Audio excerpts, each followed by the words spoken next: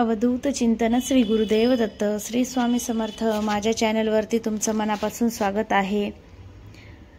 आज 24 जुलै वार बुधवार आणि आज आलेली आहे संकट चतुर्थी। हिंदू धर्मामध्ये गणपतीला प्रथम पूजनीय मानलं जातं। गणपती पूजनासाठी चतुर्थी तिथी ही समर्पित आहे। प्रत्येक महिन्यामध्ये विनायक चतुर्थी आणि एक संकट चतुर्थी येते। या दोन्ही तिथींना गणपतीची विधियुक्त सेवा केली जाते। आषाढ महिन्याच्या शुक्ल पक्षाच्या चतुर्थी तिथीला संकट चतुर्थी साजरी केली जाणार आहे आणि या चतुर्थीला खूप शुभ योग जो आहे तो जुळून आलेला आहे, कारण ही चतुर्थी बुधवारी आलेली आहे। बुधवार हा साक्षात गणपती बाप्पांचा वार आहे आणि याच दिवशी चतुर्थी जी आहे तर ती आलेली आहे। यामुळे या बुधवारचं महत्त्व हे खूप अधिक पटीने वाढलेलं आहे।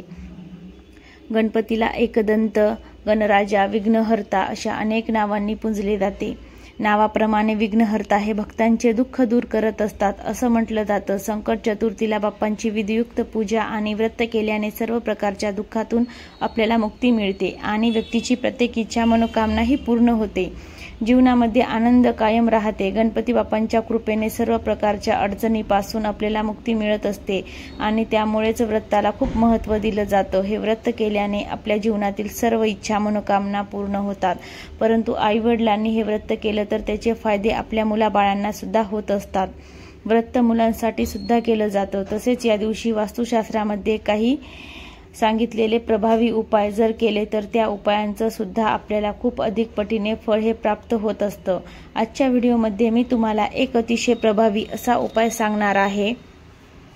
आपल्याला 108 मुगाच्या दाण्याचा उपाय करायचा आहे। हा उपाय अत्यंत प्रभावी मानला जातो। इच्छित मनोकामना पूर्ण करण्यासाठी हा उपाय आपल्याला आपल्या मुलांसाठी करायचा आहे। हा उपाय आपण दिवसभरामधून कधीही करू शकता। सायंकाळच्या 6 वाजेपर्यंत आपल्याला हा उपाय करायचा आहे। 12 ते 12:30च्या या दरम्यान आपल्याला हा उपाय करायचा नाही। आपल्याला काय करायचं आहे, 108 आपल्याला मुग घ्यायचे आहेत, हिरवे मुग घ्यायचे आहेत। ते एका वाटीमध्ये आपल्याला ठेवायचे आहेत। आपल्या गणपती बाप्पांची पूजा करून झाल्याच्या नंतर आपल्याला देवघराच्या समोर दिवा अगरबत्ती लावायची आहे आणि आसन टाकून तिथे बसायचं आहे। हिरवा थोडासा आपल्याला कापड घ्यायचा आहे। ते कापड आपल्याला गणपती बाप्पांच्या समोर ठेवायचं आहे। त्यातला एक मूग आपल्याला उचलायचा आहे। ओम गण गणपते नमो नमः या मंत्राचा जप करायचा आहे। गणपती बाप्पांच्या चरणाजवळ आपण हिरवा कापड ठेवलेला आहे, त्या हिरव्या कापडावरती ते मूग तुम्हाला अर्पण करायचं आहे। परत तुम्हाला दुसरा मूग उचलायचा आहे। ओम गण गणपते नमो नमः या मंत्राचा जप करायचा, परत दुसरा मूग तुम्हाला तिथे अर्पण करायचा आहे। असं करून तुम्हाला 108 वेळेस मंत्र म्हणायचा आहे, कारण आपल्याजवळ 108 हिरवे मुगाचे दाणे आहेत। त्यामुळे मुगाची डाळ तुम्हाला वापरायची नाही, हिरवे मुग तुम्हाला घ्यायचे आहेत। त्यानंतर तुमचे मंत्र म्हणून झाल्याच्या नंतर आपल्या मुलांसाठी तुमची काय इच्छा आहे, अभ्यासामध्ये चिडचिड होणं, अभ्यासामध्ये लक्ष लागणं, मुलांचा हट्टीपणा कमी करणं, जे तुमच्या काही समस्या आहेत ते गणपती बाप्पांच्या समोर तुम्हाला व्यक्त करायची आहे तुमची इच्छा। आणि नंतर तुम्हाला काय करायचं आहे, त्या मुगावरती तुम्हाला हळद, कुंकू, अक्षिदा थोड्याशा अर्पण करायचं आहे। एक फूल तुम्हाला अर्पण करायचं आहे आणि तुम्हाला अगरबत्ती वाळून घ्यायची आहे।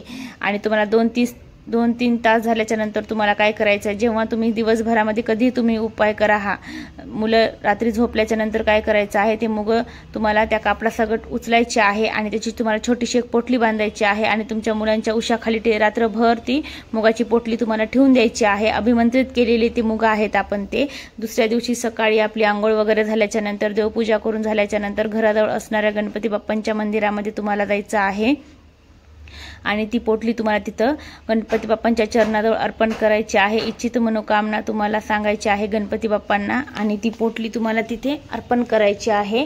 तुम्ही कोणत्या समस्यासाठी तो उपाय केलेला आहे, तुमच्या मुलांच्या कोणत्या अडचणी दूर व्हाव्यात त्यासाठी तुम्ही हा उपाय केलेला आहे, तर ते गणपती बाप्पांजवळ तुम्हाला सांगायचं आहे मंदिरात गेल्याच्या नंतर आणि ती पोटली तिथे तुम्हाला अर्पण करायची आहे। हा छोटासा उपाय तुम्हाला संकट चतुर्थीच्या दिवशी दिवसभरामधून तुम्हाला हे कधीही करायचा आहे।